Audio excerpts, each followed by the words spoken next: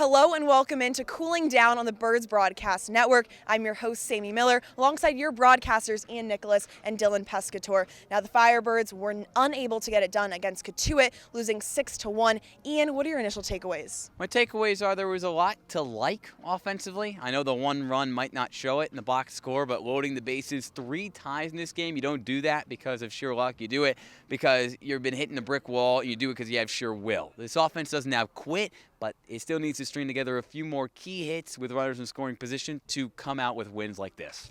And even though they were unable to get the win, there's still a few positive takeaways, especially with the pitching. Daniel Avitio was starting on the mound for the Firebirds. He went 5 innings with 5 strikeouts. What'd you see from his play, Dylan, as well as the bullpen as well? Yeah, I really liked the video. It was kind of a redo of what he did against Hyannis. 5 innings, got out of a lot of jams. Sometimes when the defense was shaky, he stepped up. He was the big man on the mound. The fastball was working, the changeup was working, and had to work through a lot of traffic on the bases, but got through 5 innings, 1 run for Avitio.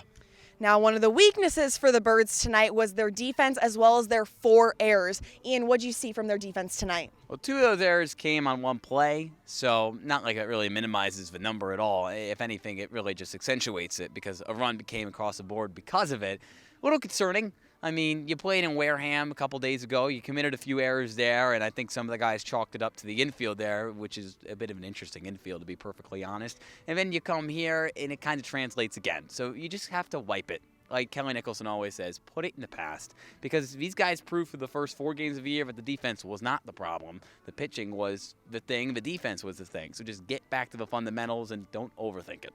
Now, the Firebirds have another game tomorrow. It's the Brewster Whitecaps. Dylan, what type of adjustments do you think they need to make to get a win tomorrow? Well, tomorrow they need definitely the rain to not come, but in terms of baseball, it's got to be a clean defense. You can't make your pitchers work harder than they should with more runners on base, more traffic, more walks, more errors, etc. But you also have to get that key hit, like Ian said. They've had multiple opportunities, second and third, 1 out, first and second, 1 out. Get the extra base hit into the gap, get the home run. That's what this team is kind of lacking right now and what their opponents is doing to them. Well, that's it for this edition of Cooling Down on the Birds Broadcast Network. We'll see you tomorrow.